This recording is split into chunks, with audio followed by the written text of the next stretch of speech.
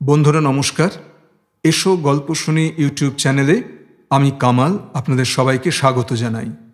আপনারা শুনছেন বিশিষ্ট কথা সাহিত্যিক শীর্ষেন্দু মুখোপাধ্যায়ের জনপ্রিয় উপন্যাস শ্যাওলার পাঠ। আজ এই উপন্যাসের তৃতীয় পর্বের ভিডিও নিয়ে আমি আপনাদের সামনে হাজির হয়েছি। পাঠ শুরু করার আগে রোজকার মতো আরেকবার বলি, যে বন্ধুরা আজকে প্রথমবারের জন্য আমার চ্যানেলে এলেন তাদের উদ্দেশ্যে বলছি, আপনি যদি এখনও আমার চ্যানেলটিকে সাবস্ক্রাইব না করে থাকেন বন্ধু, এখনই চ্যানেলটিকে সাবস্ক্রাইব করে দিন এবং পাশে থাকা বেল আইকনটি অবশ্যই টিপে দিন, যাতে করে আমার চ্যানেলে আপলোড করা যে কোনো ভিডিও সংক্রান্ত নোটিফিকেশন আপনার কাছে সবার আগে পৌঁছে যায়। আর ভিডিওটি ভালো লাগলে একটি লাইক, কমেন্ট ও শেয়ার করে আমাকে উৎসাহিত করবেন। আরেকটি জরুরি কথা জানিয়ে রাখি, যেহেতু দুর্গাপুজো এসে গেছে, সেহেতু আমার পাড়ায় চতুর্দিকে প্রচুর মাইক বাজছে, সে কারণে আজকের এই রেকর্ডিংয়ে হয়তো অনেক অবাঞ্ছিত শব্দ প্রবেশ করবে, যা আপনাদের এই ভিডিও শ্রবণে হয়তো একটু ব্যাঘাত ঘটাতে পারে। এইটুকু আপনাদের একটু মানিয়ে নিতে হবে, নিজ গুণে ক্ষমা করে নেবেন, কেমন? এই কটি কথা বলে এবং আপনাদের সবাইকে শারদ শুভেচ্ছা জানিয়ে আজকের পাঠ শুরু করা যাক। শীর্ষেন্দু মুখোপাধ্যায়ের শ্যাওলা।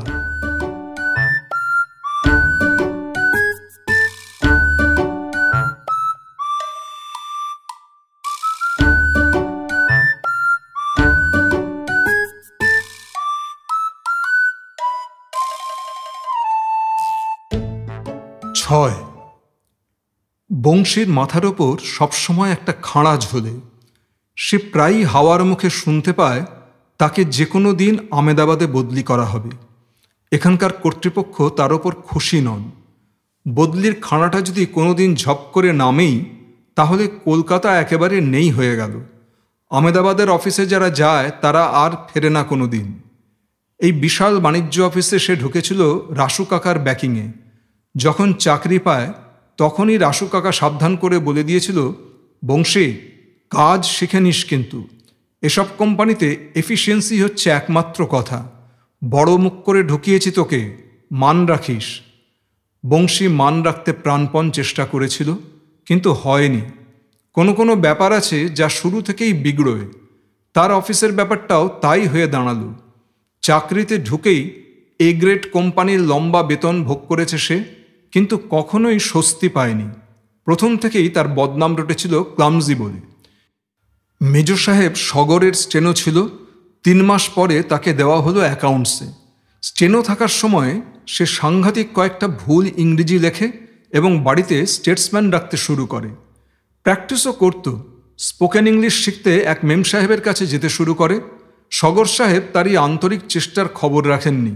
খুব অবহেলায় তাকে অ্যাকাউন্টসে পাঠালেন। কিন্তু সেই যে একটা নার্ভাসনেস তৈরি হলো, তারপর থেকেই সে অফিসের সব কাজকেই ভয় পেত। অ্যাকাউন্টসেও তার সুনাম হলো না। সেখানে বাঘা বাঘা কমার্স পড়া লোক বসে কুট এন্ট্রি করে, কমার্শিয়াল টার্ম বলে, কোম্পানি আইন তাদের কাছে জলের মতো। তবু বংশী চেষ্টা করেছিল শিখতে, কিন্তু ক্রমেই বুঝতে পারছিল সে গড়ে সকলের নিচে পড়ে যাচ্ছে। কেউ কিছু বলতো না তাকে, ধমকাতো না, ভুল ধরতো না, কিন্তু বংশী নিজে নিজেই টের পেতে লাগলো যে এই সেকশনে সে অ্যাভারেজও নয়। এটা হয়তো একটা মনের রোগ, তবে তার ফলে বংশীর চাকরির জীবনটা হয়ে গেল বিস্বাদ, ভয়ে ভরা, উচ্চাকাঙ্ক্ষাহীন। অফিসের চ্যাটার্জি সাহেব তার একমাত্র খুঁটি। বছরখানেক আগে তিনি হঠাৎ একদিন ডেকে পাঠালেন। ঘরে যেতে বললেন, শোনো বংশী, তোমার পারফরম্যান্স ব্রাইট হচ্ছে না কেন বলো তো? I took you to be a bright boy. যাকে যদি ট্রান্সফার অ্যাভয়েড করতে চাও তো প্রভিডেন্ট ফান্ড সেকশনে ঢোকো। আমার আর 6 মাস বাকি রিটায়ারের। আমি চলে গেলে তোমাকে বদলি করবেই। প্রভিডেন্ট ফান্ড শুনে বংশীর ভিতরটা নিভে গেল। ওই সেকশনে কেউ যেতে চায় না। এর আগে 2 জন ভলান্টারি রিটায়ারমেন্ট নিয়ে সরে পড়েছে। বিধিকিচ্ছিরি হিসেবের জঞ্জালে সে সেকশনটা একটা বিভীষিকা। কিন্তু চ্যাটার্জি সাহেব আর কোনো অল্টারনেটিভও দিলেন না। বললেন, যদি ওই সেকশনে কাজ দেখাতে পারো তবে চট করে লিফট পেয়ে যাবে। যারা পিএফ ডিল করে তাদের খাতির না করে কোম্পানির উপায় নেই। যাবে? 6 মাস হলো বংশী প্রভিডেন্ট ফান্ডে এসেছে, কিন্তু আরও বেশি ম্রিয়মাণ হয়ে যাওয়া ছাড়া আর কিছু ঘটেনি। যেন একটা বিশাল উলের বল ছাড়াতে গিয়ে জট পড়ে গেছে। জটের পর জট, কোনো দিনই ছাড়ানো যাবে না। তবু কেবলই নানা ফাঁক ফোকর দিয়ে আঙুল ঢুকিয়ে ছাড়াতে গিয়ে আরও জট পড়ছে। মাঝে মাঝে হাওয়ার মুখে খবর আসে, আমেদাবাদে যাদের বদলি করা হবে তাদের লিস্ট হচ্ছে, আর তাতে বংশীর নাম আছে। চ্যাটার্জি সাহেব রিটায়ার করেছেন, সগর সাহেব দেশে ফিরে গেছেন, নতুন সাহেব এসেছেন বেদ। বংশীর খুঁটি নড়ে গেছে, খাঁড়া ঝুলছে। অ্যাকাউন্টসে থাকতেই শুনেছিল কোম্পানির একটা 5 লাখ টাকার বিল আটকে আছে গভর্নমেন্টের কাছে। বিল সেকশন কতগুলো ফ্যাঁকড়া তুলে 2 বছর ধরে ঝুলিয়ে রেখেছে। তখন প্রায় সময়ই বিলটা নিয়ে কথা উঠত। সগর নিজে অনেক চেষ্টা করেছিলেন বিল পাশ করানোর, হয়নি।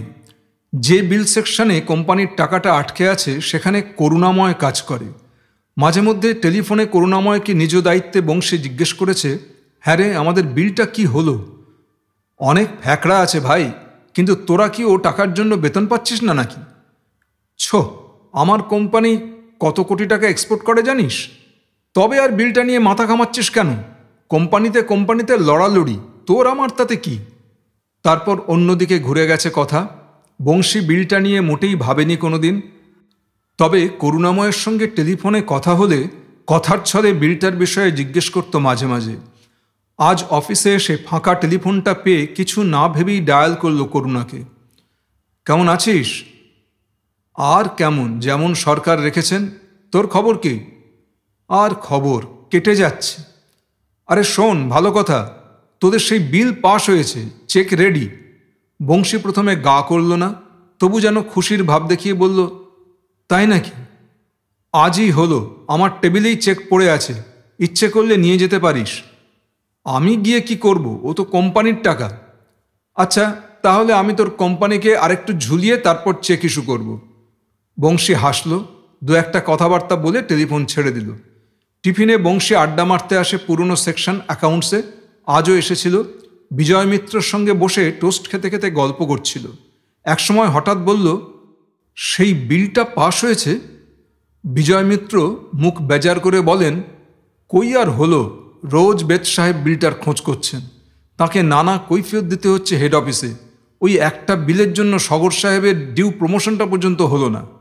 বংশী একটু কুট হাসি হেসে বলল, আমি বিলটা পাশ করিয়ে দিতে পারি। তুমি? তা সেটা এতদিন বলনি কেন?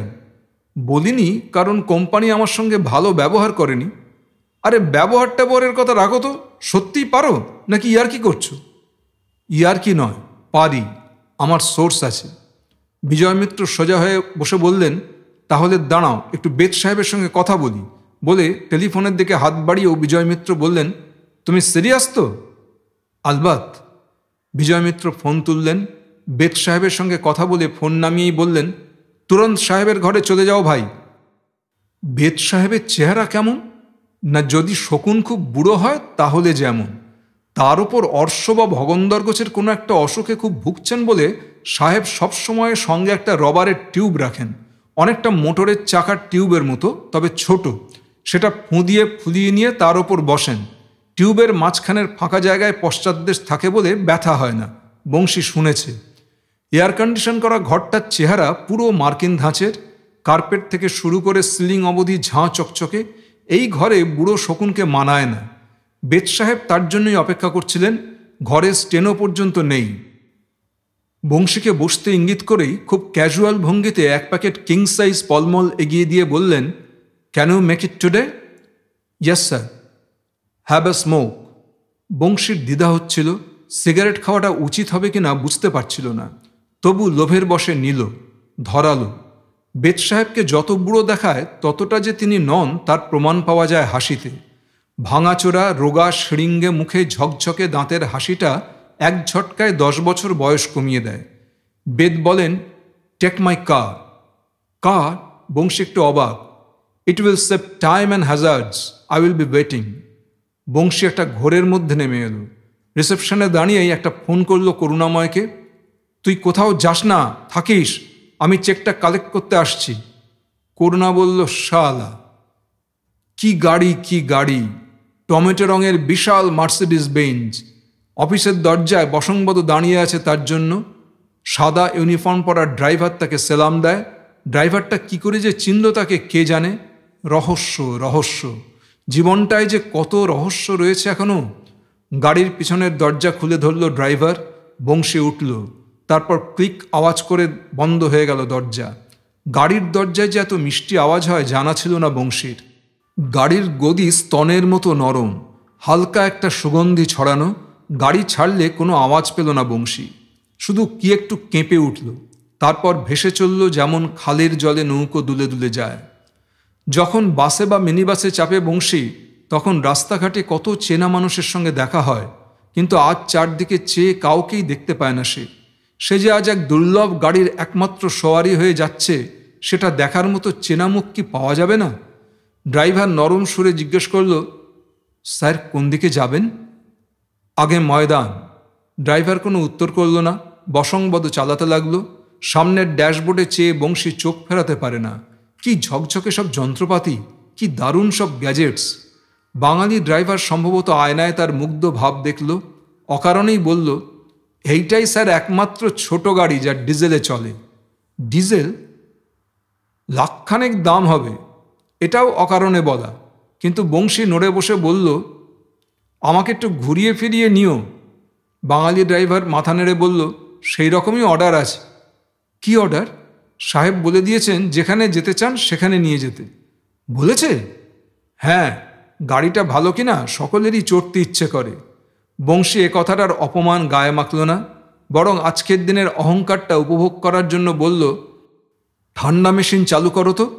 ড্রাইভার কয়েকটা সুইচ টিপল, 4টে জানালার কাচ উঠে গেল আপনা থেকেই। একটু পরে ঘাম ঘাম ঠান্ডা ভাবটা টের পেতে লাগলো বংশী। কখনো অফিস থেকে এত সম্মান পায়নি সে। করুণাময় তাকে দেখে আরেকটা খিস্তি দিয়ে বলে, তুমি আমাকে পেয়েছো বাঞ্চত যে তোমার জন্য বসে থাকবো? তখন বললাম চেকটা নিয়ে যা। আরে ফ্যান্টাস্টিক কাণ্ড, শোন না, বেদ সাহেবের মার্সিডিস গাড়ি করে এসেছি। আজ আমার ফান্ডা আলাদা। তাতে আমার কত জল গরম হলো জানিস? তোর জন্য আজ টিফিনে পর্যন্ত যায়নি। তোদের তো বাবা 3টের পর থেকেই অনন্ত টিফিন, তারপর আর অফিসে ফিরতে হয় না। সেদিন আর নেই। চা খাবি? আনাই তাহলে। আগে চেক পরে চা। দিচ্ছি বাবা বলে বাঁহাতে অবহেলা ভরে 5 লাখের সেই চেকটা পেপার বেটের তলা থেকে তুলে দেখালো করুণাময়, যেন সেটা একটা মরা ইঁদুর। বলল, তোকে বলেই দিচ্ছি, নইলে তোর কোম্পানিকে 1টি মাস ঘোরাতাম। বন্ধুগর্বে ভারী গর্বিত বোধ করল আজ বংশী। করুণাময়ের সঙ্গে বন্ধুত্ব না থাকলে আজ এতটা ইম্পর্টেন্স পেত না। মার্সিডিস গাড়ির ভেতরটা কেমন তা জানতেও পারত না। করুণাময় চেকটা হাতে দিল না তার। খুব অবহেলায় আবার পেপার বেড চাপা দিয়ে রেখে বলল, খবর কি বল?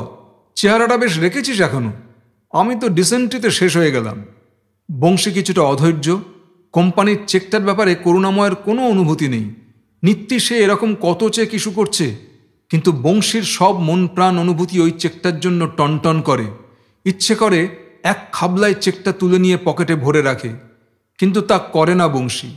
উত্তেজনায় দ্রুত শ্বাস, হৃৎপিণ্ডের কিছু বেশি চঞ্চলতা চেপে রেখে বলে, কলকাতায় ডিসেন্ট্রি কার নেই বাবা? আমারও আছে। ছেলেকে কোন স্কুলে দিলি? এরকম সব অকেজো কথা। চেকটা পেতে দেরি হচ্ছে। বংশীর শরীর ছটফট করে, ঘাম দেয়। কথা বলতে বলতে তার আধখানা মন কল্পনা করতে থাকে, বেদ সাহেবের ঘরে সে গিয়ে চেক নিয়ে দাঁড়িয়েছে। বুড়ো শকুনটা অবিশ্বাসের চোখে চেয়ে আছে তার দিকে, যেন জায়ান্ট দেখছে। করুণার চা খাওয়ালো, টোস্ট সাধল, বলল, মাঝে মধ্যে এসে দেখা করে যাস। বংশী মাথা নাড়ে, আসবে। চেকটা অবশেষে সত্যিই হাতে পায় সে। কোম্পানির হয়ে নিজেই সইসাবুত করে। বেরিয়ে আসার সময় বংশী ভাবে, এবার থেকে বন্ধুবান্ধবদের খোঁজখবর আরও একটু বেশি রাখতে হবে। সলিল আছে ইন্ডেনে, পরিমল একটা বড় খবরের কাগজের প্রিন্সিপাল করেসপন্ডেন্ট, শ্যামল হাইকোর্টের প্র্যাকটিশনার, অরুণ আছে খোদ লালবাজারে, স্বদেশ রোস কোম্পানির মেডিকেল রিপ্রেজেন্টেটিভ। এখনও মাঝে মাঝে তার কাছ থেকে মুঠো মুঠো মাল্টিভিটামিন ক্যাপসুল চেয়ে এনে খায় বংশী। বন্ধুদের আরও অনেকে বহু ইম্পর্ট্যান্ট জায়গায় বসে আছে। এতকাল এ ব্যাপারটায় বংশী খুব সচেতন ছিল না। আজ ভাবল, প্রত্যেকের সঙ্গে যোগাযোগ করে রাখবে, চেনা দিয়ে রাখবে। কবে কখন কাকে দরকার হয় কে জানে। নিয়মিত যাতায়াত বা যোগাযোগ রাখলে কাজের সময় ভারী সুবিধা। মার্সিডিস গাড়িতে আরও কিছু জায়গায় ঢুঁ মারে বংশী। গ্রিনলেস ব্যাংকে গিয়ে মহিমের সঙ্গে দেখা করে। খানিক ধানাই পানাই কথাবার্তার পর বলে, চল সিগারেট খাওয়াবো। এখানে বসেই খানা, মহিম বলে। দূর শালা, আয় না, আজ আমি কিসে এসেছি দেখে যাও কি মেরে। মহিম কৌতূহলে উঠে আসে, মার্সিডিস গাড়ি দেখে চোখ বড় করে বলে, কার রে? সাহেবের। তোকে দিয়েছে কেন? দেয় দেয়, হোল্ড থাকলে দেয়। মার্সিডিজে চেপে আরও দু এক জায়গায় ঢুঁ দিল বংশী। ধর্মতলার ছোট একটা অফিসের সাত্তকীর চাকরি, সেখানে তাকে পাওয়া গেল না। হিন্দুস্তান বিল্ডিংসে পূর্ণেন্দুর খোঁজ করল, তার মুড ভালো নেই। বউয়ের ফার্স্ট ডেলিভারি কাটিয়েছে। মার্সিডিজ দেখে কিছু বলতে হয় বলে বলল, তোফা আছিস? এদিকে আমাদের ডিএ কাটা যাচ্ছে। ঘুরে টুরে যখন অফিস ফিরল, তখন ছুটি হতে মোটে 1 ঘন্টা বাকি। একটা চেক আনবার পক্ষে সময়টা বেশিই নিয়েছে। অফিসের ভিতর দিয়ে যখন বেদ সাহেবের ঘরের দিকে যাচ্ছিল, তখন অনেকেই বংশীকে চেয়ে দেখল। দু একজন জিজ্ঞেস করল, চেক পেলেন? বংশী কেবল একটু স্মিত হাসল। বেদ সাহেব অপেক্ষা করছিলেন। আজ স্লিপ দিতে হলো না।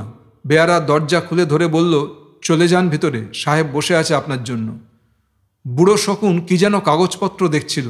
বংশী ঢুকতেই মুখ তুলে চোখের চশমাটা আস্তে আস্তে খুলে টেবিলে রেখে বলল, ডান ইট বংশী?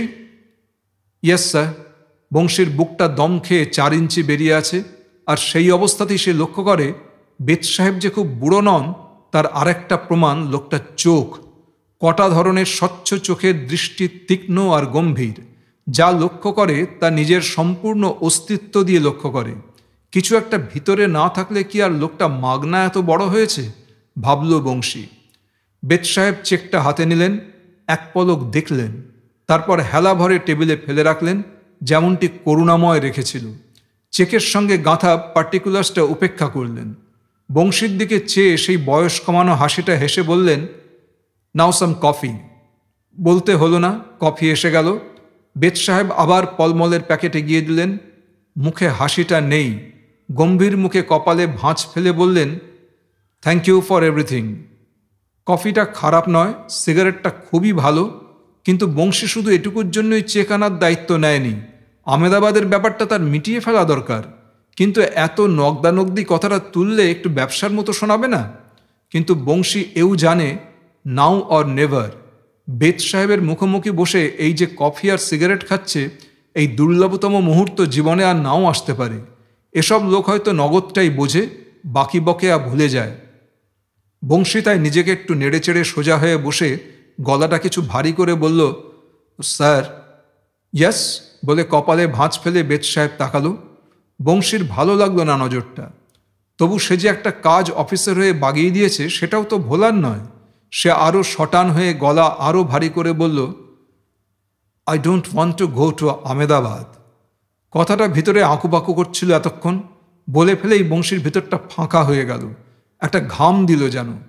বেদ সাহেব চেয়েছিলেন, হাসলেন না, মাথা নাড়লেন না। খানিক চুপচাপ থেকে মৃদুস্বরে বললেন, see me some other time, I shall think over it then. Good day. Banshi বেরিয়ে এলো। মুখে কফির মিষ্টি স্বাদটা টকচা হয়ে গেছে। সিগারেটের ফিল্টারটা পুড়ে যাচ্ছে বলে একটা টান মেরে ফেলে দিল বংশী। করিডোরটা পার হতে হতে সে নানা কথা ভাবছিল। আসলে বেদ সাহেব তো কমিটমেন্ট করল না, মশামাছি তাড়ানোর মতো ঝাপটা মেরে উড়িয়ে দিল প্রায়। আর কি ওর মনে থাকবে? বংশী এও ভাবছিল, 4-5 লাখ টাকার চেক এত বড় একটা সর্বভারতীয় কোম্পানির কাছে কতটুকুই বা। সে এনে না দিলেও বিধিমতো একদিন ঠিকই চেকটা আসতো। তবে হয়তো হেড অফিস থেকে তাড়া দিচ্ছিল, হয়তো প্রশ্ন তুলেছিল অডিট, কে জানে কি। নইলে চেকটার জন্য বেদ সাহেব তার মার্সিডিস ছেড়ে দিত না, কফি সিগারেট খাওয়াতো না। নিশ্চয়ই চেকটা খুব গুরুতর কিছু। কিন্তু বংশীর এখন সেটাকে তত কিছু মনে হচ্ছিল না, যা ভাঙিয়ে সে আমেদাবাদ বদলে আটকাতে পারে। বড় কোম্পানিগুলো দুর্গের মতো, আর বংশীরা হলো ইঁদুর। দেয়াল ফুটো করবার সাধ্য তাদের নেই। দুর্গের আনাচে কানাচে তারা ঘুরে বেড়ায় বটে, কিন্তু এর সব কায়দা কৌশল জানে না। দুর্গটা যারা বানিয়েছে আর যারা চালাচ্ছে, তারা তাদের লক্ষ্যই করে না ভালো করে। আজ রাত্রে বংশী একটা স্বপ্ন দেখল। বেদ সাহেব তাদের বাড়ির ভিতরের বারান্দায় বসে হরিণঘাটার দুধের বোতলের ঢাকনি খুলে কাঁচা দুধ খাচ্ছেন। বংশী বারবার বলছে, কাঁচা দুধগুলো খাবেন না স্যার, পেট গোলমাল করবে। সেই শুনে দীপালি খুব রাগ করে বলল, খোকাকে অমন করে বলো না তো, খাচ্ছে খাক। শুনে বংশীরও বেদ সাহেবকে খোকা বলে ভাবতে কষ্ট হলো না। আর সে শুনল শোভেন্দ্রনাথ বাইরের ঘর থেকে বলছেন, সাহেব খাবে জানলে আরেক বোতল কিনে আনতাম, ডিপোতে এক্সট্রা দুধ অনেক থাকে। এটা দেখে ঘুম ভেঙে গেল বংশীর। আসলে স্বপ্নের জন্য নয়, ঘুম ভাঙার কারণ অন্য। জেগে টের পেল দীপালি তার ডান কাঁধে মুখ চেপে বড় বড় গরম শ্বাস ছাড়ছে। সে জাগতেই দীপালি বলে ওঠে, তোমার সঙ্গে একটা খুব জরুরি কথা আছে।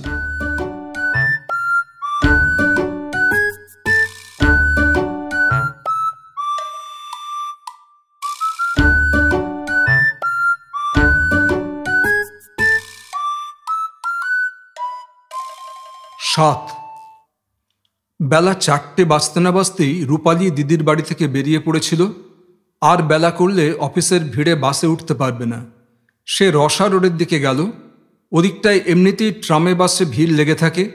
সে নকুলেশ্বর ভট্টাচার্য লেন ধরে ল্যান্সডাউন রোডে 8B বাস ধরবে বলে হাঁটতে থাকে। ফেব্রুয়ারির সূর্য এখনও প্রখর, তবু যাই যাই শীতের মাঞ্জায় বাতাস ধারালো।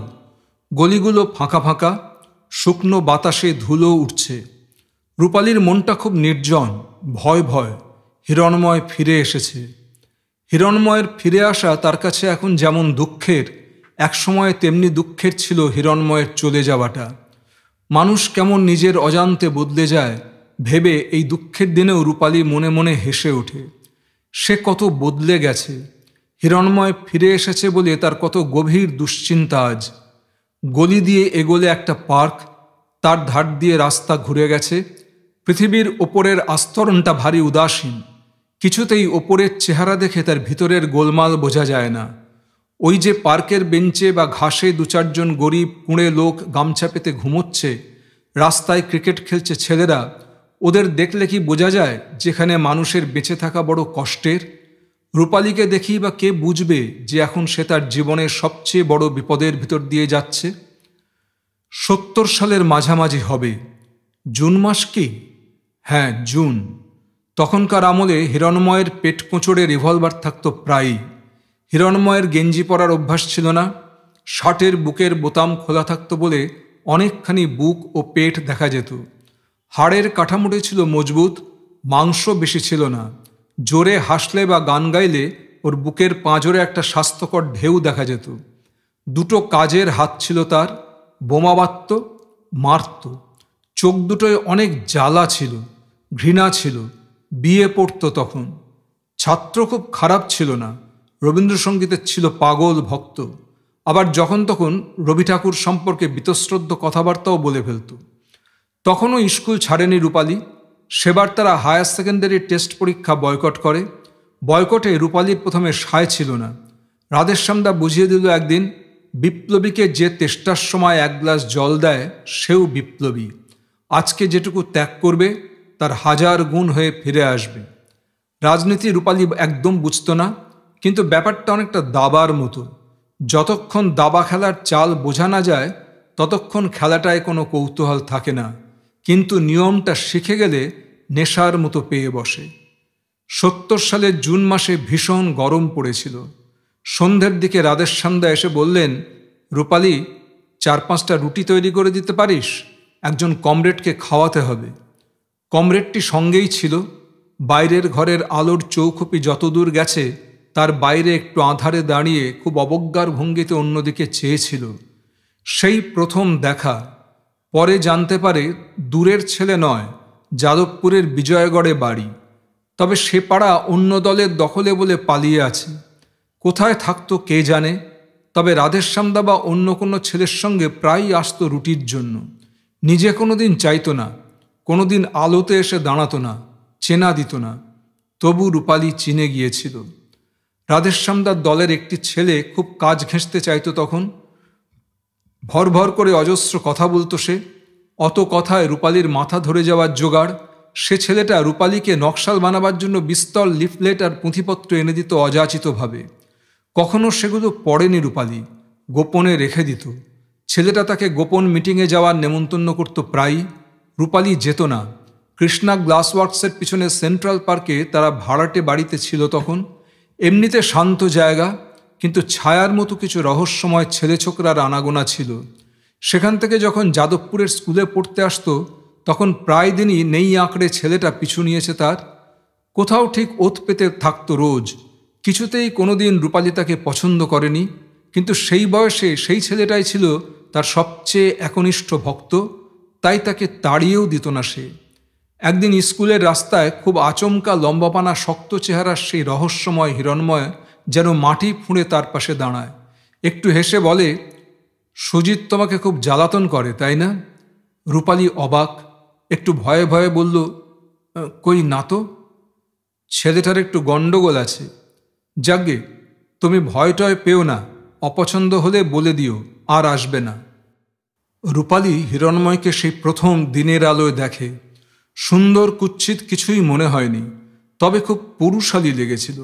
কোনো ন্যাকামি নেই, কথাবার্তা সংক্ষেপে, মাপা হাসি। যেমন হঠাৎ ভুঁইফোড় হাজির হয়েছিল, তেমনি আবার বড় রাস্তার লোকজনের মধ্যে টপ করে হারিয়ে গেল। সেদিনই আবার সন্ধেবেলা এলো হিরণময় তাদের বাসায়, আর সেই প্রথম সে একা আসে। রূপালীদের বাসায় ছেলে ছোকরাদের আনাগোনা বরাবরের, কেউ কিছু মনে করে না। তার বাবা নিতান্ত ভালো মানুষ আর ব্যক্তিত্বহীন, পারতপক্ষে কোনো ব্যাপারে নিজের মতামত দেন না, দিলেও মার কাছে ধমক খেয়ে নির্জীব হয়ে যান। তাদের বাড়িতে বহিরাগতের ভিড় প্রধানত দুটো কারণে, এক হলো গান, আর একটা রাজনীতি। বাবা পরাধীনতার আমলে কলেজ ছেড়ে আইন অমান্য করতে নামেন, জেল খেটেছেন। স্বাধীনতার পর ভেবেছিলেন এবার তার একটা কিছু হবে, কিন্তু কিছু হলো না। তবে কংগ্রেসে নাম লিখিয়ে বরাবরই ছোট মাপের একটু নেতাগোছের হয়ে রইলেন। দু একবার বিধানসভার নমিনেশন পেতে পেতেও পাননি। না পাওয়ার কারণ লোকটার সহজ সংকোচ কিংবা চক্ষু লজ্জা।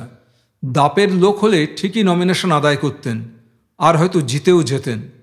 বক্তৃতা তিনি অবশ্য খুবই খারাপ দেন, লোকে তার কথা শুনে মোটেই প্রভাবিত হয় না, কিন্তু তাতে কিছু যায় আসে না। ব্যক্তি হিসেবে আর কটা লোকই বা জেতে, তাদের জেতায় দল। রূপালীর বাবা দেবেনবাবুর তাই রাজনীতিতে উন্নতি হয়নি, তবে তিনি অনেকগুলো সংগঠনের চেয়ারম্যান, সভাপতি, সেক্রেটারি এবং আরও কী সব। ছাতুবাবুর গলিতে একটা ইলেকট্রোপ্লেটিংয়ের কারখানা আছে তার, তা থেকে মন্দ রোজগার হয় না। অন্তত রূপালীরা কোনোদিন পয়সার অভাব তেমন টের পায়নি। বেশ বড় বাড়ি ভাড়া করে তারা থাকে এখনও। দেবেনবাবুর দেদার খরচের হাত, তাই দুবেলা তারা খায় পরে ভালোই। রাজনীতির সূত্র ধরে সারাদিন লোকজনের আনাগোনার বিরাম নেই। যারা আসে তারা সবাই আর কিছু না হলেও চা বিস্কুট খেয়ে যায়। 70 সাল নাগাদ দেবেনবাবু তাঁর দলের উপর বিগড়ে যান। কি কারণে কে জানে, তিনি তখন থেকে নকশালদের হয়ে সাফাই গাইতেন, বলতেন ওরা তো তবু কিছু করছে। কিন্তু তিনি অতিশয় ভালো মানুষ বলে তার কাছে আজও নানা দলের লোক আসে, কারোর সঙ্গে বিবাদ নেই। এই হলো রূপালীর বাবা। অন্যদিকে গানের সূত্রে তাদের বাড়িতে আরও লোকের আনাগোনা। রূপালীর মা অলকা দেবীর প্রথম রেকর্ড বেরোয় 1940 সালে। 4 বছর পর আরও একবার। ঢাকা রেডিও সেন্টার থেকে প্রায়ই ভজন আর রাগ প্রধান গাইতেন সে আমলে। তবে অলকা দেবী শেষ পর্যন্ত তেমন নাম করতে পারেননি। তাঁর ক্ষোভ, লোকে চান্স দিল না। সে যাই হোক, তেমন নাম করতে না পারলেও অলকা দেবী গান ভালোই জানেন, আর গান ভালোবাসেন পাগলের মতো। দিন নেই রাত নেই, যখনই ঝোঁক হলো তখনই হারমোনিয়াম বা তানপুরা নিয়ে বসে গেলেন, নয়তো খালি গলাতেই। তাদের বাড়িতে তাই গানাদার, তবলচি, সঙ্গীত রসিকদের ভিড় লেগেই আছে। রাত 12টা-1টা পর্যন্ত গান আর পলিটিক্সে বাড়ি সরগরম। চেনা অচেনা লোকের ভিড়। রূপালীরা ছেলেবেলা থেকেই অচেনা লোকের কোলে কোলে ঘুরে মানুষ সম্পর্কে প্রাথমিক সংকোচ কাটিয়ে ফেলেছে। এরকম বাড়িতে সাধারণত চারিত্রিক সূচিবাই কিছু কম থাকে। যুবতী বা কিশোরী মেয়ে কোনো ছেলের সঙ্গে কথা বললে বা মিশলে কারো চোখ কপালে ওঠে না। সন্ধ্যের পর বাড়ি না ফিরলে কেউ ভাবতে বসে না। অত কথারই বাকি। তার মা অলকা দেবী সম্পর্কেও রূপালী কত কথা শোনে। যৌবনকালে মায়ের নাকি অনেক প্রেমিক ছিল, এখনও 2-4 জন আছে। রূপালী সে কথা অস্বীকার করে না। যেমন প্রণব মামা, এ লোকটা সারা জীবন বিয়ে করল না, বুড়ো হতে চলল, এখনও প্রায়ই আসে। কোনো আত্মীয়তা নেই, তবু মা আর প্রণব মামা পরস্পরকে তুমি করে কথা বলে। দুজনের অনেক মান অভিমানও হয়।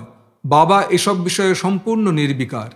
এখন এমন হয়েছে যে প্রণব মামা তাদের বাড়ির আপনজন হয়ে গেছে। মার আরেকজন আছে কালী মামা, গাড়ি বাড়িওয়ালা বড়লোক ডাক্তার, নিজে ভারী ভালো গান করেন, তবে ব্যস্ত ডাক্তার বলে গানের লাইন ছেড়ে দিতে হয়েছে।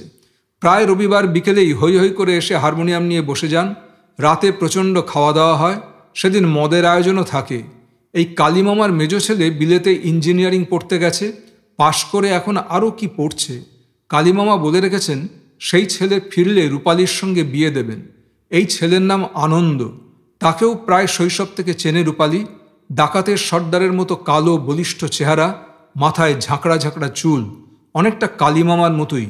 তবে কালীমামা কালো হলেও মুখ চোখ কেষ্ট ঠাকুরের মতো সুন্দর, দুখানা চোখ নজরুলের চোখের মতো বড় বড়। আনন্দ বিলেতে পড়ে আছে 10 বছরেরও বেশি, প্রায় শোনা যায় এবার আসবে।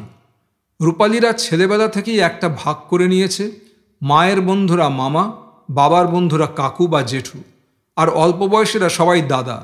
এই দাদা, কাকু, জেঠু আর মামাদের ভিড়ে ভর্তি বাড়িতে হিরণময়ের প্রবেশ কেউ তেমন লক্ষ্যও করেনি। আর হিরণময়কে প্রথমে ততটা পাত্তাও দেয়নি রূপালী। কত ছেলে আসে, ও তার মধ্যে একজন বই তো নয়। কিন্তু হিরণময় নিতান্ত একজন হয়ে থাকতে চাইল না তো। যেদিন একা এলো সন্ধ্যাবেলায়, সেদিনও গানের আসর বসেছে বাসায়। রূপালী পড়া করবার চেষ্টা করছিল। এই ভিড়ের বাড়িতে পড়াশোনা করা তাদের কাছে এক সমস্যা। এক একটা পরীক্ষায় সাদামাটাভাবে পাশ করতেও তাদের দম বেরিয়ে গেছে। দিদি দীপালি হায়ার সেকেন্ডারি পাশ করেছিল 2 বারে এবং কম্পার্টমেন্টালে। দাদা রথিন পলিটেকনিক পার হয়ে ব্যবসা করে বাবার সঙ্গে। সোনালিরও পড়াশোনা বেশি দূর হওয়ার নয়, তবে সবাই বলে সে গানে নাম করবে। ছোট ভাই বিলু সামনের বছর পরীক্ষা দেবে, কিন্তু সে খুবই বদ সঙ্গে পড়ে গেছে। তার ভবিষ্যৎ অনিশ্চিত। তবে সে তার মায়ের অত্যধিক আদরের। পাড়ার লোকে তাদের বাড়ির নাম দিয়েছে বাইজি বাড়ি। এমন কানাঘুষোও শোনা যায় যে ছোট ভাইটা নাকি তাদের বাবার সন্তান নয়। রাগে গা জ্বলে যায় রূপালীর, কিন্তু কি করার আছে। ভাইটার ওপর বরং আরও স্নেহ গিয়ে পড়ে। মাঝে মাঝে ভাবে কেন এরকম বদনামের বাড়ি হলো তাদের। এইসব ভেবে মাঝে মাঝে বড় মন খারাপ হয়ে যায় রূপালীর। যেদিন হিরণময় এলো সেদিনও মন খারাপ ছিল। একই টেবিলের দুপাশে সে আর ছোট ভাই বিলু পড়ছে। বিলু পাড়ার একটা বাজে স্কুলে পড়ে, তেমন মাথা নেই, মনোযোগও নেই। ভাইটার জন্য রূপালীর তাই বেশ দুশ্চিন্তা। রোজ নিজে নিয়ে পড়াতে বসে, স্কুলের টাস্ক খুঁটিয়ে খুঁটিয়ে দেখে। সেদিনও বিলুর রাফ খাতা উল্টে পাল্টে দেখতে গিয়ে হঠাৎ চোখে পড়ল একটা পাতায় অনেক কাটাকুটি খেলার ঘর, পেন্সিল আঁকা একটা মানুষের মুখ। এসব প্রায়ই থাকে, তবে সেদিন আরেকটা নতুন জিনিস দেখা গেল। সেই পাতার একেবারে নিচে ডান দিকের কোণে কে যেন লিখেছে, তোর বাবা কে রে? বদনাম কতদূর গেছে চিন্তা করে রূপালী রাগে অস্থির। বারবার বিলুর চুলের ঝুঁটি ধরে জিজ্ঞেস করে, বল কে লিখেছে, বল শিগগির। বিলু বলতে পারল না। ক্লাসের কোনো দুষ্টু ছেলে লুকিয়ে লিখে দিয়েছে, বিলু টের পায়নি। মনটা বিষ হয়েছিল সেদিন সন্ধ্যাবেলায়। আর তার একটু পরেই হিরণময় এলো। তাদের বাড়ির সদর দরজা বন্ধ হয় রাতে ঘুমানোর সময়, নইলে ভোর থেকে অনেক রাত অবধি হাঁ করে খোলা থাকে। সারা দিন অবাধে লোক ঢুকছে বেরিয়ে যাচ্ছে। এই এত লোকের মধ্যে যদি চোর ডাকাত পাজি বদমাশও কেউ ঢুকে পড়ে, তাহলেও কেউ কিছু টের পাবে না। হিরণময় অবশ্য খোলা দরজা পেয়ে ঢুকে পড়েনি আর 5টা লোকের মতো। তখন হিরণময়ের স্বভাবই হয়ে গিয়েছিল আড়ালে থাকা। সহজে আলোয় আসতো না, লোকালয়ে যখন তখন বেরিয়ে পড়তো না, চেনাও দিত না তেমন কাউকে। রূপালী কখনো দেখেনি হিরণময় সহজে কারোর সঙ্গে ভাব করেছে। সন্দেহই ছিল তখন হিরণময়ের নিত্য সঙ্গী। বাইরে থেকে হিরণময় 2-4 বার গলা খাকারি দিয়েছিল, তারপর একবার মৃদুস্বরে বলল, ও খুকি। রূপালী তখন চোখের জল মুছে নিজেকে সামলাচ্ছে। বুকে তখনও রাগের বিষ ছোবল। থমথমে মুখে উঠে গিয়ে বাইরের ছায়ামূর্তির দিকে চেয়ে তেতো গলায় বলল, আজ খাবার নেই, পয়সা দিচ্ছি, কিনে নেবেন। বলে নিজের ব্যাগ থেকে 2 টাকা নিয়ে এসে দরজার ভেতর থেকেই বাড়িয়ে ধরে বলে, নিন। তখন অন্ধকারে হিরণময়ের সাদা হাসি ঝলসে উঠতে থাকে রূপালী। আর তৎক্ষণাৎ এই টাকা দেওয়ার ব্যাপারটা যে কতদূর অভদ্রতা তা বুঝতে পারে সে। তাদের বাড়ি থেকে অতিথি বড় একটা ফিরে যায় না। তাদের খাওয়ার সময় রোজই বাইরে 2-4 জন লোক থাকেই। হুট করে কেউ এলে পাত পেড়ে বসে যেতে বাধা নেই। তাছাড়া দিনরাত চায়ের জল ফুটছেই ব্যস্ত রেস্টুরেন্টের মতো। হিরণময় হেসেই বলল, আজ খাবো না, এক বিয়ে বাড়িতে খুব খাওয়াবে আজ। রূপালী টাকাটা মুঠোয় লুকিয়ে বলল, তবে? এমনি এলাম, খাবো না যে তাই জানাতে। ও। হিরণময় একটু ইতস্তত করে বলল, তবে আমার কিছু টাকাও দরকার, তুমি দিতে পারবে? রূপালী একটু বিরক্ত হলো। টাকাটা বড় কথা নয়, কিন্তু ও ছেলেটা চাইবে কেন? টাকা চাওয়ার মতো সম্পর্ক তো নয়। রূপালী গলার তেতো ভাবটা না লুকিয়েই বলে, আমার কাছে তো আর টাকা থাকে না। এইমাত্র যে টাকা দিচ্ছিলে সে তো মোটে 2 টাকা। ওহ, ওতেই হয়ে যাবে। পারলে কাল আবার 2 টাকা দিও, তারপর আমি টাকা পেয়ে যাব। এই বলে হিরণময় আলোর চৌখুপির মধ্যে এগিয়ে এলো। ঘামে ভেজা চপচপে মুখ, গালে জ্যাবড়া দাড়ি, চোখে এক অস্বাভাবিক ঝকঝকে ভাব। দেখতে সুন্দর নয়, কিন্তু অসম্ভব পুরুষালী। কাছে আসতেই যেন তার গা থেকে একটা গনগনে আঁচ রূপালীর গায়ে এসে লাগে। হিরণময়ের হাতে টাকাটা দেওয়ার সময় সামান্য লজ্জা করছিল রূপালীর। খারাপ ব্যবহারটুকু না করলেও পারত সে। ছেলেটা তো নিশ্চয়ই খুব আরামে থাকে না। আজ একে রুটি দিতে কেন যে অনিচ্ছা হলো তার, তা কে জানে। ছেলেটা কি টের পেল? কিন্তু রূপালীর ধারণাটা ভেঙে দিয়ে হিরণময় টাকাটা প্যান্টের পকেটে পুরে বলে, আমাকে একটু চা খাওয়াতে পারো? নেমন্তন্নর এখনও ঢের দেরি আছে। গেস্টরা সব চলে না যাওয়া পর্যন্ত কোনো নেমন্তন্ন বাড়িতে আমার ঢোকা বারণ। 11টার পরে গিয়ে খাবো। রূপালী জানে যে চা দোকানেই পাওয়া যায়, তবু হিরণময়কে দোকানে যেতে বলল না সে। মৃদু স্বরে বলল, ঘরে এসে বসুন, দিচ্ছি। ঘরে আসতে একটু দ্বিধা করে অবশেষে ঢুকে পড়ল হিরণময়। বিলুর টেবিলের উল্টো দিকে রূপালীর চেয়ারটায় বসে যেন সাফাই গিয়ে বলল, চা খেয়েই চলে যাব। চা আনতে দেরি হয়নি রূপালীর। চায়ের জল তাদের বাড়িতে তৈরিই থাকে। চা নিয়ে এসে দেখে হিরণময় বিলুর সঙ্গে জমিয়ে গল্প করছে। বলার ভঙ্গির মধ্যে সেই চোর চোর সংকোচের ভাবটা নেই। রূপালী ঘরে ঢুকতেই অবশ্য খানিকটা জড়সড় হয়ে বসল। একটু লাজুক হাসিও হাসবার চেষ্টা করল, কিন্তু কোনোটাই ওকে মানালো না। রূপালী পরিষ্কার বুঝতে পারল এ ছেলেটা ভদ্রতা সভ্যতা তেমন জানে না। সেই সন্ধেবেলা হিরণময় খানিকক্ষণ ছিল। বিলুকে ছুটি দিয়ে রূপালী বসে বসে কথা বলল ওর সঙ্গে। তেমন কিছু কথা নয়, মনটা খারাপ ছিল, তাই কথা বলে সেটা কাটানোর চেষ্টা। কথার মধ্যে বাধা পড়ছিল বারবার লোকজনের যাতায়াতে। সেদিন হিরণময় যাওয়ার সময় বলে গেল, তোমাদের বাসায় বেশি আসা আমার পক্ষে সেফ নয়। অনেক লোকের আনাগোনা তোমাদের বাসায়, কবে কে চিনে ফেলে। রূপালী হেসে বলে, আমাদের বাসায় কিন্তু পুলিশের লোকও আসে। জানি। হিরণময় সিরিয়াস হয়ে বলে, তাই ভাবছি খুব বেশি আসবো না, মাঝে মাঝে আসব। রূপালীর জিভের ডগায় জবাব এসে গিয়েছিল, আসবার দরকার কি? কিন্তু জিভের কথাটা ঠোঁট দিয়ে আটকে রেখেছিল সে। সে বয়সে রূপালী ছেলে ছোকরাদের সঙ্গে প্রচুর মিশেছে। ছেলেদের সম্পর্কে তার তেমন লজ্জা সংকোচ নেই, কারো দিকে তেমন বেশি কিছু আগ্রহ ছিল না। তাছাড়া সে তো জানত আনন্দের সঙ্গেই তার বিয়ে হবে। সেই ডাকাতের সর্দার বিলেতে পড়াশোনা করছে। হিরণময় বলে গেল, বেশি আসবে না। কিন্তু পরদিনই স্কুলের রাস্তায় ফের ধরল রূপালীকে। সন্ধ্যের পর এলো বাসায়, তারপর আবার আবার। রূপালীর ব্যাপারটা বুঝতে একটুও সময় লাগেনি। মনে মনে হাসত সে। ওপর ওপর একটু প্রশ্রয়ও দিত। দোষ কি? হিরণময়ের পুরুষ ভাবটা তার খুব ভালোও লাগত। অল্প বয়সের টান ভালোবাসা ধসের মতো নেমে আসে। হঠাৎ একদিন মনে হয় আমি ওকে ভালোবাসি। আর মনে হওয়ার সঙ্গে সঙ্গেই এক ভূমিকম্পে সারা দুনিয়া লোপাট হয়ে যায়। বুদ্ধি বিবেচনা যায় গঙ্গার জলে, কেবল সেই পুরুষটি থাকে, পুরুষের কাছে মেয়েটি। যখন সেই বেনজল রূপালীকে ভাসালো, তার একটু আগেও সে সাবধান হওয়ার সময় পায়নি। দায়ী ছিল হিরণময়ও। সে কেন বাঁকুড়ায় চলে যাবে বলে অমন করে ভয় দেখালো রূপালীকে? শেষ পর্যন্ত বাঁকুড়ায় চলে গিয়েছিল হিরণময়। কিন্তু তার আগে তারা কাণ্ডটা ঘটালো গিয়ে এক ম্যারেজ রেজিস্ট্রারের অফিসে। চূড়ান্ত ছেলে মানুষই যাকে বলে। রূপালী জানে তখনও তার বিয়ের আইনসম্মত বয়সও হয়নি।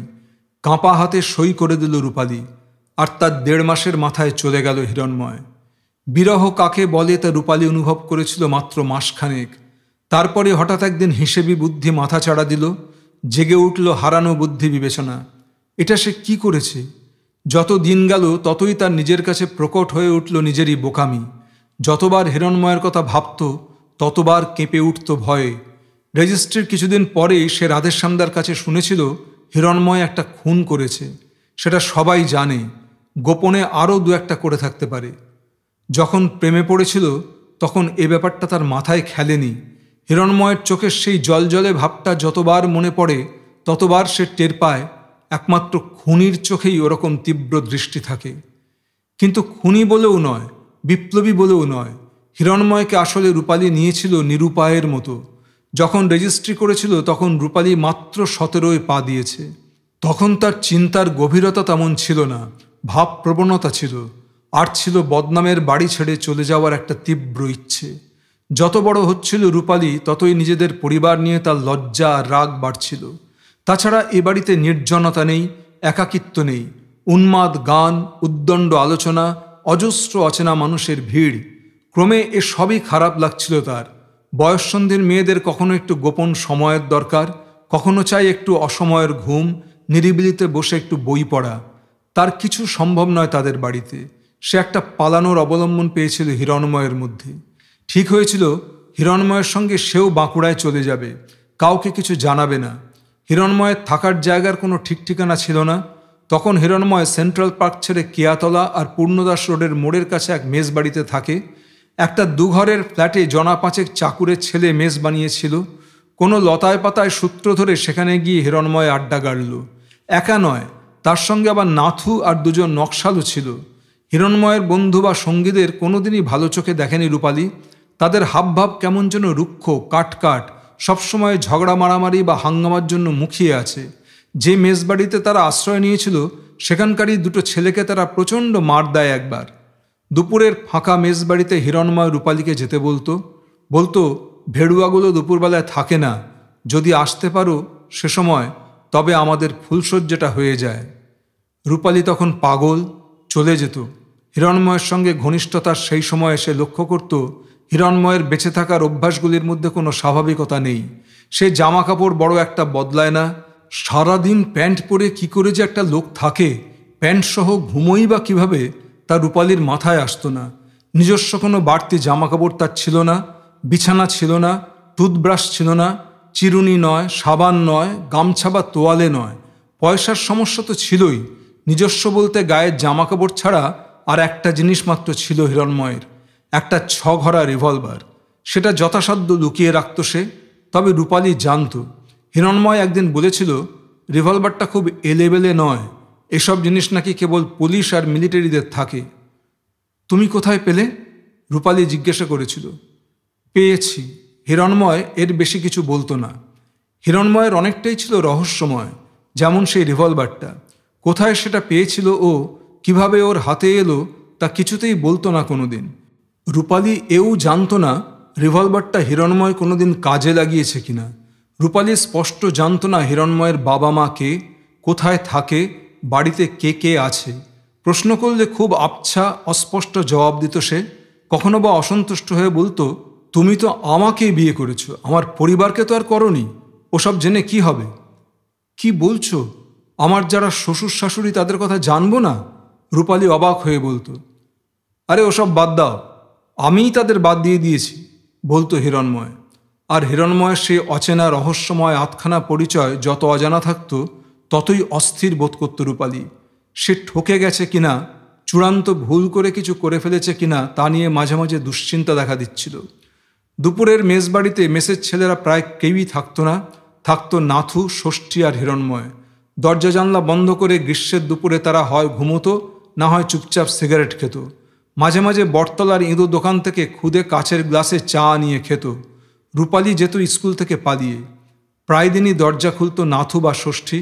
নাথুর চেহারা ছিল দেখবার মতো বলিষ্ঠ, ফর্সা রং, গায়ে ডিম ডিম মাংস ফুলে আছে, মুখখানা চৌকো, চোখ দুখানা ছিল ভীষণ নির্লজ্জ।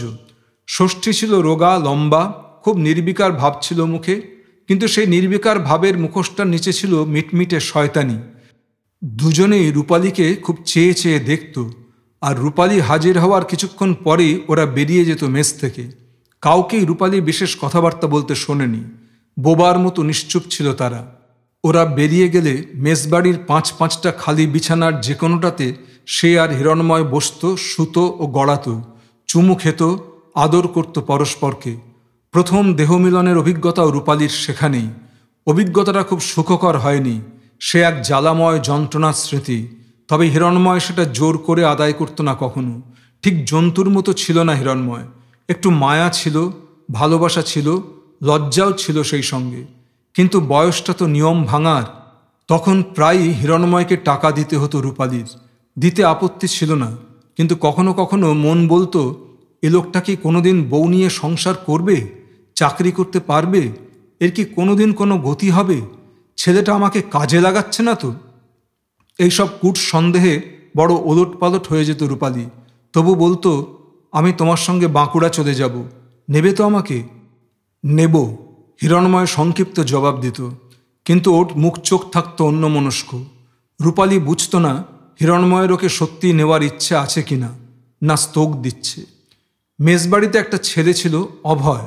সে মাস্টারি করত স্কুলে। স্কুলের চাকরিতে হাজারো গণ্ডা ছুটি। তাই সেই নিরালা দুপুরে যখন হিরণময় আর রূপালী ঘনিষ্ঠ সময় কাটাতো, তখন মাঝে মাঝে উপদ্রবের মতো অভয় হাজির হতো হাত দুটি পেতে। কখনো বা গিয়ে রূপালী দেখতে পেত অভয় মেজবাড়িতে আছে। হয়তো রূপালীর যাতায়াত অভয় ভালো চোখে দেখেনি, হিরণময়কে সম্ভবত কিছু বলেছিল। তবে মেজবাড়ির ছেলেরা এই তিনটে ছেলেকে খানিকটা সমীহ করে চলতো বলে তেমন জোরের সঙ্গে কিছু বলতে পারেনি নিশ্চয়ই। একদিন হিরণময় রূপালীকে বলে, অভয়টা খুব পিছনে লেগেছে। ছেলেটা এমনিতে ভীতু, কিন্তু মহা পাজি। ছেলেটাকে ঢিট করে দেবো ঠিক, কিন্তু তারপরই এ জায়গা ছেড়ে দিতে হবে, কারণ আমাদের সন্দেহ হচ্ছে অভয় পুলিশকে অ্যালার্ট করেছে। কে জানে কি। একদিন রূপালী গেছে, গিয়ে দেখে প্রথম ঘরটায় অভয় শুয়ে বই পড়ছে। রূপালী ঢুকতেই বই সরিয়ে একবার তাকালো, দৃষ্টিটায় তীব্র ঘৃণা। হিরণময় সেদিন সাংঘাতিক গম্ভীর। পাশের ঘরে রূপালীকে নিয়ে গিয়ে বলল, অভয় খুব বাজে ব্যাপার করেছে জানো। মেসের মেম্বারদের সব বলে দিয়েছে তোমার কথা। এরা কেউ আমাদের ওপর খুশি নয়, কেবল একজন আছে যে আমাদের দলের ক্যাডার, তার জোরেই আমরা আছি, অন্য সবাই এগেনস্টে। রূপালী অপ্রস্তুত হয়ে বলল, আমাকে নিয়ে কোনো কথা উঠেছে? উঠেছে।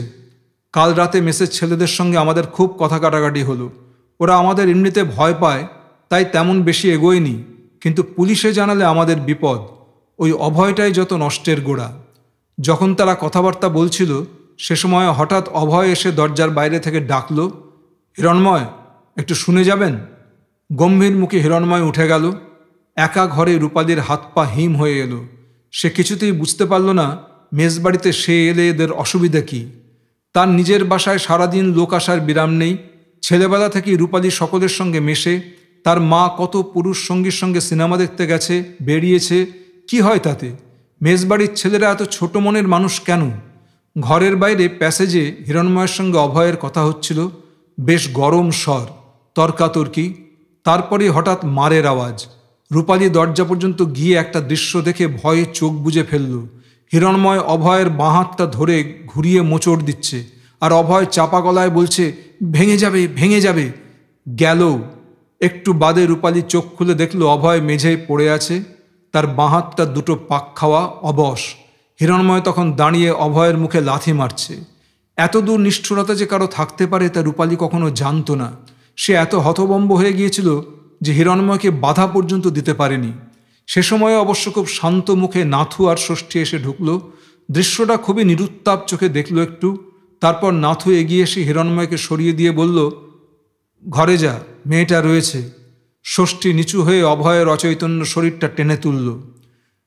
দৃশ্যটা কোনোদিন ভুলতে পারেনি রূপালী। পরেও দীর্ঘকাল তার স্বপ্নে জাগরণে দৃশ্যটা মনে পড়েছে, আর শিউরে উঠেছে শরীর, মন গেছে বিকল হয়ে। সেই ঘটনার পরই হিরণময় পালিয়ে যায়। বাঁকুড়ায় যাওয়ার আগে দেখা করে গিয়েছিল, কিছু টাকা দিয়েছিল রূপালী।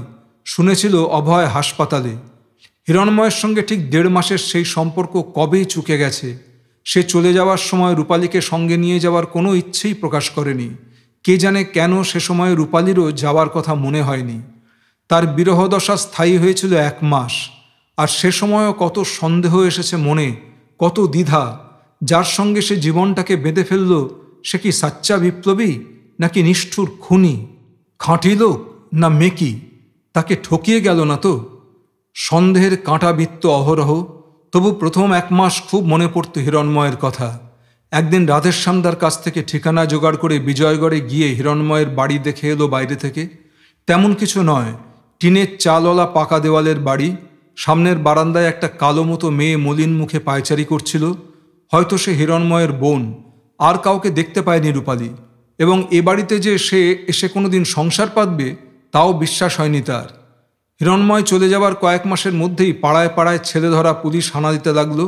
রাধেশ্যামদা তার দলবল সহ ধরা পড়ল প্রথম ব্যাচেই। আস্তে আস্তে নকশাল আন্দোলন স্থৎ হয়ে থেমে গেল। হিরণময় ফিরে এলো না। একদিন রাতে শুয়ে অনেকক্ষণ ঘুম আসছে না। রূপালী মাথার তালুতে বারবার হাত দিয়ে দেখে সেখান থেকে আগুনের হলকা বেরোচ্ছে। মাথার ভিতর হাজার দুশ্চিন্তা, তার মধ্যে প্রথম দুশ্চিন্তা হিরণময়। সেদিনই হঠাৎ রূপালীর চোখের ঠুলি খসে পড়েছে। কেন যেন মনে হয়েছিল নিজের প্রতি এক গুরুতর অন্যায় করে ফেলেছে সে। মাথা গরম হওয়ার কারণ ছিল, বিলেত থেকে আনন্দ চিঠি এসেছে সেদিন। কালীমামা সেই চিঠি নিয়ে সন্ধেবেলা তাদের বাসায় এসে মাকে ডেকে বলেছিল, আরে শোনো, আমার ইঞ্জিনিয়ার বেটা শিগগিরই আসবে লিখেছে, শীতকালটা কাটিয়ে যাবে। যদি এইবারই বিয়ে করে যেতে রাজি হয় তো লাগিয়ে দেব, তোমরা মেয়েকে তৈরি রেখো। মা আপত্তি করেছিল, সে কি, রূপু এখনো স্কুলে পড়ছে, অতটুকু মেয়ে। আরে রাখো তোমার অতটুকু, মেয়েদের আবার অতটুকু কি? তার ওপর আজকালকার মেয়েরা পেট থেকে পড়েই শেয়ানা। আনন্দের ওপর যে তেমন কোনো টান আছে রূপালীর তা নয়, কিন্তু তবু তাকে জড়িয়ে আনন্দের কথাই তো সে শুনে এসেছে বারবার। ছেলে খারাপ নয়, যতদূর জানে লেখাপড়ায় ভালো, সৎ চরিত্র, খুব পরিশ্রমী আর কম কথার মানুষ। সে আসছে শুনে সেদিন রূপালীর যে কি এক বুকের দুর্দরুণি উঠল, কিছুতেই তার থামে না। আড়ালে গিয়ে অনেক কাঁদলও সে, কিন্তু কান্নার কারণ বুঝল না। সে বয়সটাই এরকম, কাকে যে চায় তা কিছুতেই বোঝা যায় না। সেই মাথা গরমের রাতটা কাটছিল না কিছুতেই। তাই রূপালী উঠে মাঝরাতে বাইরের ঘরের আলো জ্বেলে বই খুলে বসল। বলতে কি, সেই রাতটাই তার জীবনের একটা ছোটোখাটো পরিবর্তন এনে দিল। প্রথম বছর পরীক্ষা বর্জন করতে হয়েছিল, দ্বিতীয়বারের হায়ার সেকেন্ডারি টেস্ট মুখিয়ে আছে এখন। রূপালী মনের আর কোনো অবলম্বন না পেয়ে পড়াশোনায় ডুবে গেল। আর সেই নিরবচ্ছিন্ন পড়াশোনার মধ্যেই শুনতে পেল আনন্দ শেষ পর্যন্ত আসতে পারেনি। সে বছর হায়ার সেকেন্ডারিতে দুর্দান্ত রেজাল্ট করে রূপালী, ইংরেজিতে শতকরা ৭০ নম্বর। সেই থেকেই রূপালী ভালো ছাত্রী হয়ে গেল, আর কখনো পিছু ফিরে তাকাতে হয়নি। বয়ঃসন্ধির চঞ্চলতা গেল কেটে, চোখের দৃষ্টিতে গাম্ভীর্য এলো, চলাফেরায় আত্মবিশ্বাস। কথা কমে গেল, বাড়িতে সবাই তাকে সমীহ করে চলে। এমনকি তার অসুবিধা হয় বলে বাড়ির আড্ডারও কিছু কাটছাঁট হলো। বাবা পাড়ার আরেকটা বাড়িতে একটা ঘর ভাড়া নিয়ে সেখানেই পার্টির লোকজনকে নিয়ে বসতে লাগলো। মার গানের আসর কমে গেল কিছুটা। গানের কথা উঠলেই বলতো, না না, যখন তখন গান বাজনা হলে রূপার পড়াশোনার ক্ষতি হয়। ইংরেজিতে অনার্স নিয়ে যখন পড়ছে, তখনই একদিন বন্ধুদের সঙ্গে গড়িয়াহাটায় ব্লাউজ কিনতে গিয়ে ষষ্ঠীর সঙ্গে দেখা। আচমকা তাকে দেখে চিনতে পারেনি রূপালী। ঢাকেশ্বরী বস্ত্রালয়ের সামনে দাঁড়িয়ে হাঁ করে রূপালীকে দেখছিল। প্রথমটা কথা বলতে সাহস পায়নি এবং হয়তো খুব ভালো করে চিনতেও পারেনি। রূপালীর স্বাস্থ্য আগের চেয়ে ভালো হয়েছে তখন, ব্যক্তিত্বও বদলে গেছে। তবে রূপালী যখন ফুটপাতে প্লাস্টিকের ফুল দর করছিল, তখন হঠাৎ ষষ্ঠী এগিয়ে এসে বলল, আপনি রূপালী না? রূপালী একটু অবাক হয়ে তাকাতেই সে একটু ফচকে হাসি হেসে বলল, মনে নেই আপনার, পূর্ণদাস রোডে সেই মেজবাড়িতে? রূপালী চিনতে পারল, আর তার কান মুখ ঝাঁঝা করে উঠল সেই তীব্র দৃষ্টিতে। বুকে হাতির পা ফেলল ভয়। সঙ্গে বন্ধুরা রয়েছে, যদি বেফাস কিছু বলে ফেলে ছেলেটা। ষষ্ঠী অবশ্য বোকামি করল না, শুধু চাপা গলায় বলল, হিরণময় মারা গেছে জানেন তো? রূপালী হতভম্বের মতো মাথা নাড়ল, জানে না। ষষ্ঠীর ইঙ্গিতে কয়েক পা দূরে গিয়ে বন্ধুদের আড়ালে দাঁড়ালো সে।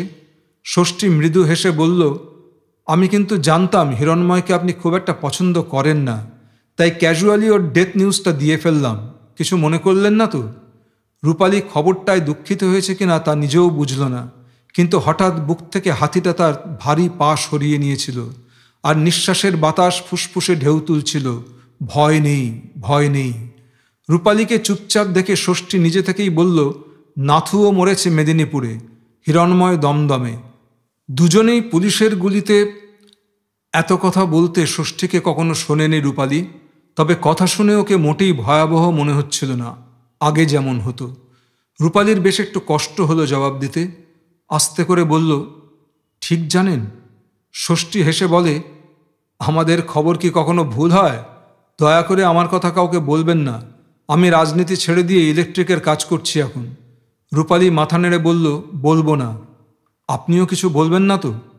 ষষ্ঠী মুখটা করুণ করে বলল, ধুত, আপনার লাইফটা আমি খামোকা স্পয়েল করতে যাব কেন? আমার স্বভাব সেরকম নয়। তাছাড়া হিরণময় আপনাকে যে গাড্ডায় নামাচ্ছিল, আমি তার এগেনস্টে ছিলাম। আপনি শিওর থাকুন আমার মুখ দিয়ে কথা বেরোবে না। তাছাড়া বলেই বা কি হবে? ও তো আর ঝামেলা করতে আসবে না। He is dead. সেদিন রূপালী যখন বাড়ি ফিরল তখন কারো শোকে তার বুক ভারী ছিল না। দিন যত গেছে তত হিরণময় মুছে গিয়েছিল তার মন থেকে। আর সেই স্মৃতিকে তাড়িয়ে দিতে সবচেয়ে বেশি সাহায্য করেছিল তার পড়াশোনা, তার ভালো রেজাল্ট। কলেজে সে মিশেছিল চমৎকার সব আধুনিক ছেলেমেয়েদের সঙ্গে। তারা কালচার্ড, ভদ্র, নম্র স্বভাবের, পরিচ্ছন্ন ও সংস্কৃতিবান ছেলেমেয়েদের সঙ্গ তাকে অনেক বদলে দিয়েছিল। সে তখন নিউ ওয়েভের নাটকে নামে, বিতর্ক সভায় যোগ দেয়, কালচারাল ফাংশনে অংশ নেয়। আগেকার বদনাম বাড়ির আড্ডাবাজ আর ফচকে মেয়েটা তো সে আর নেই। বুকে একটা অস্পষ্ট ভার টের পেত ঠিকই, কিন্তু ভুলেও থাকতো। যেদিন ষষ্ঠীর সঙ্গে দেখা হলো সেদিন বাড়িতে ফিরে আসার পর থেকে জঘন্য স্মৃতিটা তাকে কেবল ছিচিক্কার দিচ্ছিল। কি করে তুমি অত নিচে নেমে যেতে পেরেছিলে রূপালী? কি দিয়ে সেই হৃদয়হীন বাজে ছেলেটা ভুলিয়েছিল তোমাকে? কেন তাকে সব দিয়েছিলে? একই সঙ্গে সেই স্মৃতির জ্বালা আর মুক্তির আনন্দে পাগল পাগল হয়ে রইল রূপালী। তারপর যত দিন গেল তত জ্বালা গেল সরে, মুক্তির স্বস্তি এলো মনে। না, আর কোনো ভয় নেই। সে নিরাপদ, সুখী। সামনে সুন্দর ভবিষ্যৎ পড়ে আছে। অনার্সে হাই সেকেন্ড ক্লাস পেয়ে গেল সে। যতটা আশা করেছিল তার চেয়েও ভালো রেজাল্ট। তার এই রেজাল্টে বাড়ির লোক পর্যন্ত ভ্যাবাচাকা খেয়ে যায়। রূপালী যে এত ভালো ছাত্রী তা কারই বা জানা ছিল? সবই ভালো রূপালীর। দেখতে ভালো, ছাত্রী ভালো, গায়ে ভালো, বুদ্ধিদীপ্ত তার আচরণ। রূপালী নিজের গরিমা বুঝতে পারত সবগুলি পাপড়ি মেলে সে আশ্চর্য হয়ে ফুটেছে। মাঝে মাঝে তবু কখনো সেই ভয়ঙ্কর স্মৃতি এসে ছুঁয়ে যেত তাকে। সব ভালো, তবু কেন একটু কীটদষ্ট হয়ে রইল সে? বাড়ির মধ্যে জানত এক দীপালি। রেজিস্ট্রির কিছুদিন পরেই সে একা এই গোপনীয়তা বইতে না পেরে দিদিকে বলে দিয়েছিল। খুব বকেছিল প্রথমে, তারপর কেঁদেছিল।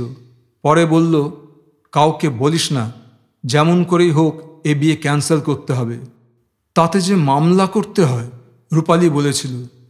মামলা কেন? আমরা রেজিস্ট্রারের কাছে গিয়ে বলবো যে তুই তখন মাইনর ছিলি, আমাদের প্রমাণ আছে। কিন্তু সেসব কিছু করতে হয়নি। পুলিশের গুলি রূপালীকে অবশেষে মুক্তি দিয়েছিল হিরণময়ের হাত থেকে। অন্তত তাই ভেবেছিল সে। যখন স্বস্তি ও নিরুদ্বেগভাবে রূপালী তার জীবনকে তৈরি করছে, যখন তাকে ঘিরে এক সুন্দর পৃথিবীর বর্ণ, গন্ধ, রূপ দেখা দিচ্ছে ক্রমশ, তখনই কবরের ভিতর থেকে গলিত মৃতদেহের মতো উঠে এসেছে হিরণময়। এখন রূপালী কি করবে?